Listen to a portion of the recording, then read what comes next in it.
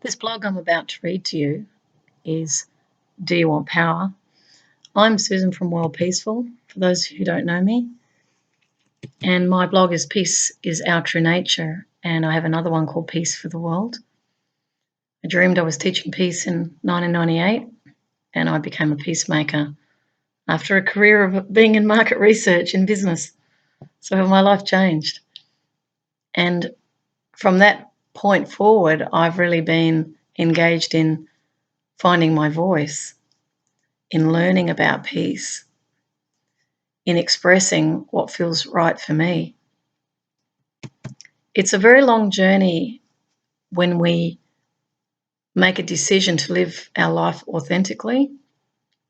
And you often go down a lot of side roads that most people don't go down. And it's not unlike the Matrix in a lot of ways, where you see, Neo and Morpheus walking in that holographic image where they're walking against the crowd. I sort of find myself also in my own life having watched the crowds from many angles. I used to sit on buses and, look at the people when I was in London, for example, and in Sydney. Wherever I've travelled in planes, I've always looked down and really contemplated the world I'm in because I wanted to learn about the world. And what I've seen is that we have enormous potential. We have a lot of power, but most of us believe that power is residing in having a lot of money. Certainly when you learn about power in university, you can have positional power. Someone can have ascetic power. Someone can have a very powerful and magnetic personality. People believe those are the fragmentations of power. But the real power is actually not any of that. And the reason why the power and understanding what power is so important is because all of our world's problems come from powerlessness. And I'm not saying a few, I'm saying all of them. Whenever you think it's a problem, you're in a state of powerlessness. You're feeling worried. You might be feeling negative. You might be feeling threatened. The bullying issue has really been the label that's been put on the face of that powerlessness. So powerlessness is not just the one who's cowering in the corner, who's been intimidated, who's been brutalized, who's been reduced to fear. That's not the powerlessness alone. It's the one who's also inflicting the pain on the other that's in a state of powerlessness. But we've often framed that as true power because it's dominated someone into submission. We forced them to yield.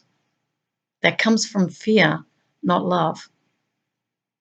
So on these sort of trajectories that we're on right now, the people can either fall into fear or they can find their inner power.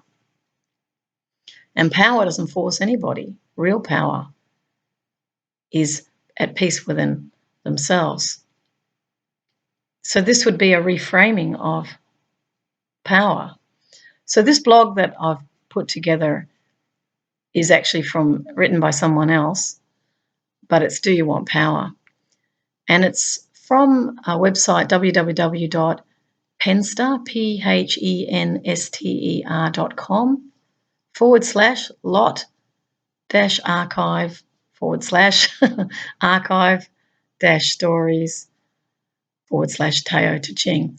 Now, I'll put that link anyway at the bottom of my blog, my video blog, so you can follow it up. So I'll read it. It's a short one. The Tao of Power. I'm going to go still as I'm reading this too, because I'm going to go into that power as well.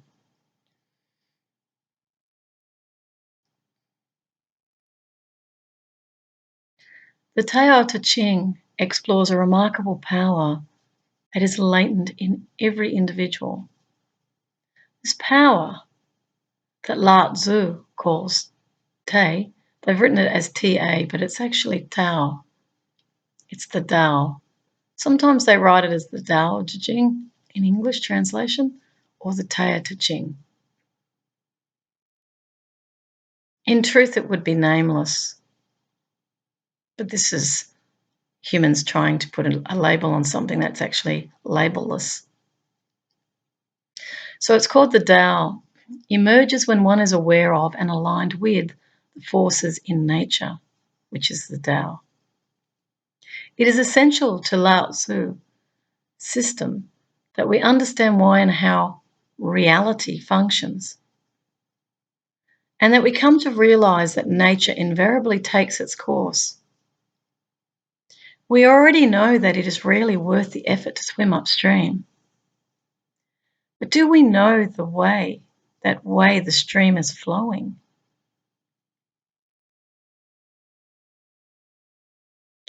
We realize that it is difficult and unsatisfying to cut across the grain.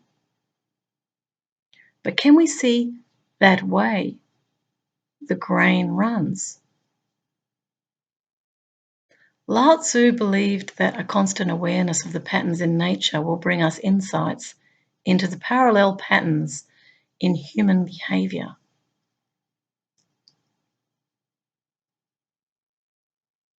This is often what I talk about, and this comes to me intuitively too, not because I'm reading here Lao Tzu, but I often talk about inner peace and outer peace, and that until we come into our true nature, which is what my blog is about, we're not in harmony with the actual patterns of nature itself. And this is why we're living unsustainable lives, no matter how we put the spin on it.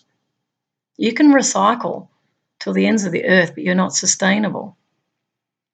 We can package things and call that, efficiency from a productivity paradigm, but it's not in harmony with the natural pattern. You can't fake the harmony with the natural pattern. You can put up wind generators, but if the world is all madly rushing to coal power, and if those in positions of power are still in patterns of power where they have to have control via electricity, having these grids of control, then they're still out of step with the natural pattern.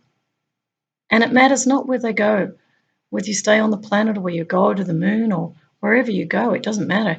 You're still out of step with the natural pattern. And so a lot of my work has been to put a mirror up to help people to see. And it may come across as a challenge, but it's actually a mirror to help them see that they're not living in harmony with true nature, which means it won't work. So what Lao Tzu is saying here is he believed in that a constant awareness of the patterns of nature will bring us insights into the parallel patterns in human behaviour. Just as spring follows winter in nature, growth follows repression in society. Just as too much gravity will collapse a star, too much possessiveness will collapse an idea. Like all matter and energy in the universe, the emotional and intellectual structures that we build are constantly transformed by outside forces. I often call that in my poetry the Philosopher's Stone, because we shape change ourselves emotionally and intellectually when we are in the world and clashing it up with a wide variety of people and experiences. So we're constantly transformed by outside experiences. Much of our power is wasted in propping up our beliefs, defending them, and convincing others to believe in them so that they might become permanent. And that can translate into ideology. I'm right, you're wrong. I went to university, I learnt this, I've studied this for 8 years, I know. The moment I go to I know, I then close off all possibilities because I may well be feeling insecure outside of my knowledge cohort. This is what I know. This gives me certainty. When I get certainty, I feel power. I'm empowered. So when someone challenges that power, we get rattled. We don't like it. What if others take on that idea? What then? It all unravels. What about me? And that's the fear. But many people aren't conscious enough to actually go down that rabbit hole, so to speak.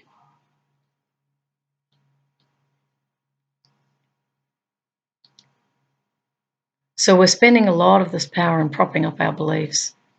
Once we understand the folly in this, we gain power by using the evolution in nature to our advantage, accepting, incorporating, and supporting change when and where it wants to occur. So we're not fighting against change, we're actually moving with it. This is harmony. Our cooperation with the forces in nature makes us a part of those forces. So that's what it means by saying not swimming upstream. You're going against natural flows. And it's hard work. Work and life is not about working hard. It's actually about going with the flow of it. Because life will just take you to where you need to go. But we've been taught through the Protestant work ethic we all have to work hard in order to get these goals that we never really achieve. And yet that framework is very different from the natural framework, which is a harmonious, synchronistic, symbiotic, symmetrical pattern. We're a lot in grid-type formations in the human world. We have logical, linear thought, and the reason we're in that grid, as distinct from the symmetrical pattern, is because we've shut down the feminine within. I had a conversation with a guy yesterday to try to explain to him. I met him at random walking along a pavement, and I talked to him about the feminine and the masculine in the male and the female. And he certainly brought up some interesting points from his perspective. But he did struggle a little bit with the idea that the feminine and the masculine is within both men and women. Because until you can see that aspect of yourself, which you may find hard to see if you've suppressed it. So anything in the feminine has been seen as weak or frivolous or spontaneous, and it's been shut down. And I will bring up STEM. STEM is science, technology, engineering, and maths. And yes, whilst that is an interesting pattern for robotics, as a system of full education, it truncates the feminine. Even though the feminine or females are being attracted into this thinking to have it be seen as inclusive, the reality is that it's a logical, linear pattern making based on science. And I'm not necessarily critiquing science at all. I'm all for playing and doing whatever it is that makes you happy. I'm really using that just as an illustration that we can say that this type of thinking should be the only thinking. That this is the new world that's coming, is it? So what I'm really demonstrating here is that's a pattern. And if we looked at a Fibonacci spiral, that's another pattern. If we look at the yin and the yang, that's another pattern. Is it an inclusive pattern or an exclusive pattern? And it matters not how it's marketed, because nature knows if it's out of balance with nature, because nature speaks another language. It doesn't go to university.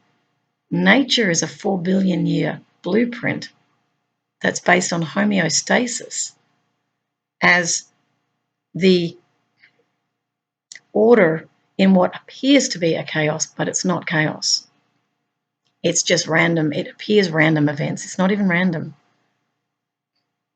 It's symmetrical and freeing and growing. There is no control needed by any aspect of nature over any other aspect of nature. There are just limits that are placed through the homeostasis in order to ensure the whole survives. So you might find elements of that drop off. Natural selection may not favour certain elements because they're not in harmony with the whole. It also is a model for incorporating change. It grows with change. That's why survival or resilience is favoured. So I just wanted to throw that in just as a perspective. Our cooperation with the forces in nature makes us a part of those forces. Our decisions become astute because they are based on a dynamic, evolving reality, not on a fixed or wishful thinking. We are able to see that others might not, because the reach of our minds is extended through the contemplation of the universe. We develop vision and we help create the future with the power of our vision. Lao Tzu believed that when people do not have a sense of power, they become resentful and uncooperative. Individuals who do not feel personal power feel fear. They fear the unknown because they do not identify with the world outside of themselves. Thus, their psychic integration is severely damaged and they are in danger to their society. Tyrants do not feel power. They feel frustration and impotency. They wield force, but it is a form of aggression, not authority. On closer inspection, it becomes apparent that individuals who dominate others are, in fact, enslaved by insecurity and are slowly and mysteriously hurt by their own actions. I want to speak to that because that's an insight I've had. And again, this is not with observation of Lao Tzu's thought. I've definitely seen those who are dominating becoming enslaved by insecurity. That's why they keep seeking a framework of security, because they don't feel secure. And in the cyber war reality that's being constructed, you're actually generating more and more insecurity, which enslaves you more and more because more algorithms, more iterations, more disconnection, more powerlessness, more hacking, all these things will amplify because essentially the root has not been understood. And what I mean by that, it's like the seed, the root of the tree has not been understood, which is who you really are. So as you amplify powerlessness through artificial intelligence, through computers that disconnect us from our conversation face to face with that other party. Now we can gather evidence online and we can then profile someone and say, you're a this.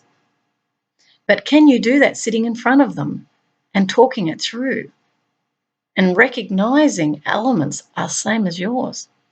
That there are aspects, same but different. Because we're not dialoguing, we're not wishing to brook any challenge, we have agendas that we're pushing through. We're closing off our minds to the infinite possibilities that are there as a gift.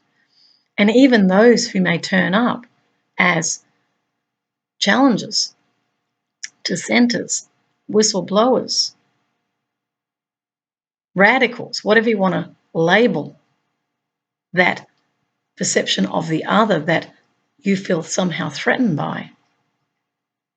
When you go out to suppress that, you again are not recognizing the insecurity within yourself that's actually the creator of that problem. It's never the other. So this type of work that I'm about is really for myself too, because I still fall into frustration and, I carry on in my own way too. So not holier than thou, never. But I seem to have an insight also into where we get it wrong, where I get it wrong. It's a little bit like what the Christians say about taking the log out of your own eye in order to see that other party. There's truth in that.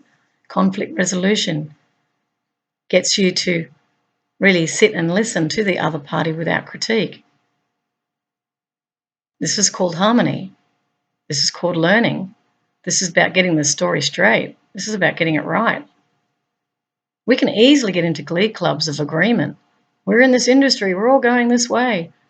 Any objection to that, ignore them. But what I say is that it's really not about that. It's about nature. If you're out of alignment with the patterns in nature, which is the yin and the yang, the feminine and the masculine, the up and the down, the left and the right of it, the growth patterning, the symmetries. When something turns up here, something turns up there. That's the cause and effect, as Einstein talked about. Cause and effect. Whenever we do with this, the other appears. So you can keep stamping out fires left, right, and centre, and you'll be jumping up and down like a pogo, trying to get those fires out because you didn't understand the root of the problem. That's why problem solving is incredibly important, but not necessarily from that reductionist Descartes type philosophical form of reductionist thinking into its component parts, which is predominantly in the masculine way of thought. When you bring the feminine into the thought process, that's when you start to expand into these symmetries. That's when the other half, that's what we often talk about, the other party is the other half when we're in relationships, my other half. Because the other half is reflecting the feminine or the masculine. And we take it in. This is how we balance. This is not understood. That's why I'm doing some work here on Lao Tzu. So I want to go back to tyrants do not feel power. They feel frustration and impotency.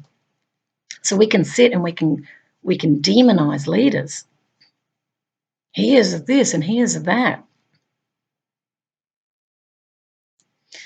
But we don't go into why that tyranny is happening, and that's because there's frustration. So they're trying to control to make things flow smoothly in their patterned world. They feel impotent because there's always these competing interests, so they try and create scenarios to make it harder for those dissenting voices. But again, if you come back to that blueprint of patterning in nature, this is forcing, wielding force in order to get what one wants. But nature does not respond in that way, and we are all nature. We're not just people who have been put through sociological type education. We've been socialized into certain thought patterns. Those thought patterns are not in alignment with nature because we've been disconnected from our true nature.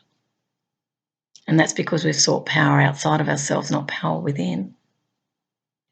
And until you look for the power within, which I've often demonstrated in my videos, is the stillness. It's also an intention for truth as well.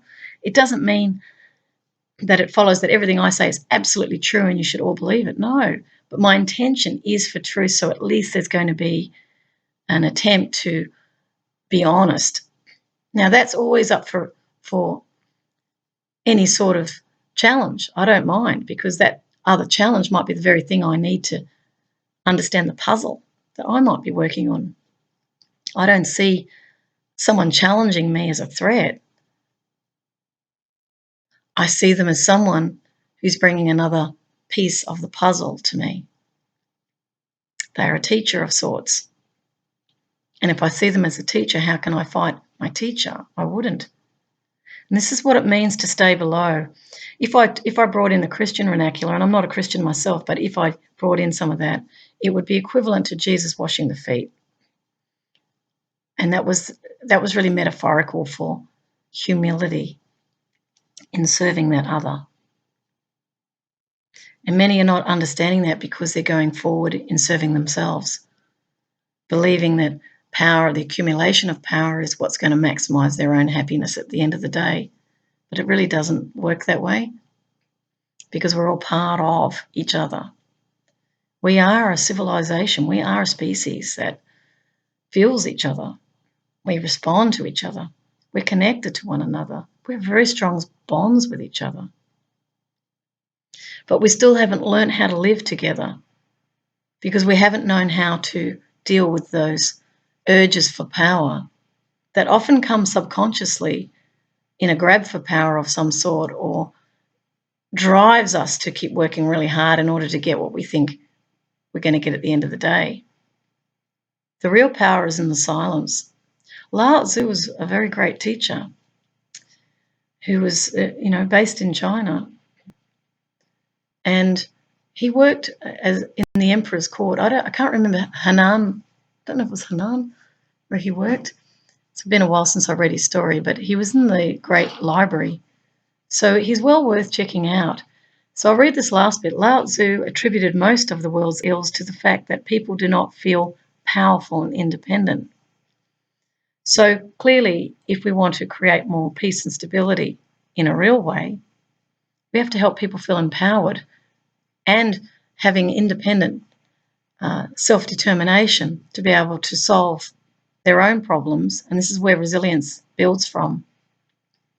So rather than creating structures where we ignore people, where they have to go through all these processes like regulators or freedom of information, or having to deal online, with algorithms, all that's really going to do is create more powerlessness, which is not dealing with the root problem of powerlessness.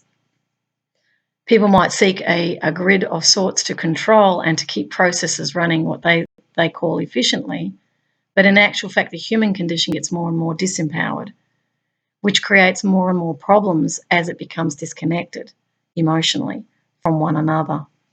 And this is something that those who are engaged in this shape changing of our world today, these disruptions, I guess I offer this to you to consider.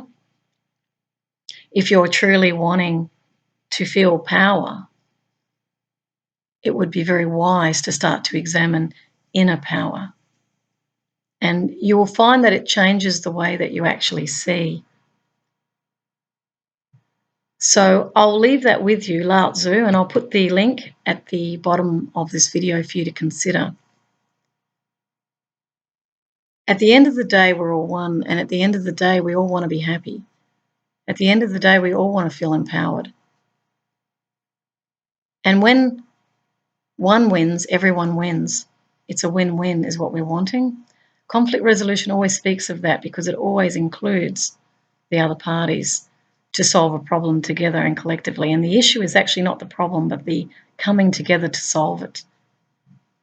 But if we keep heading down trajectories of siloed information, mind control, automation where people are no longer working, and excluding those who don't fit in to that system, we're working upstream, we're working against the stream of life, we're working against nature. And yes, you can look at certain individuals and you can say that they're the problem. Well, they're not, because nature is always going to seek to rebalance. The revolutions we've seen in history are really just nature rebalancing because it's out of balance. We are nature, and that's not what's understood. And that is in our DNA, to find that balance, because that's what creates harmony amongst people. We're agrarian.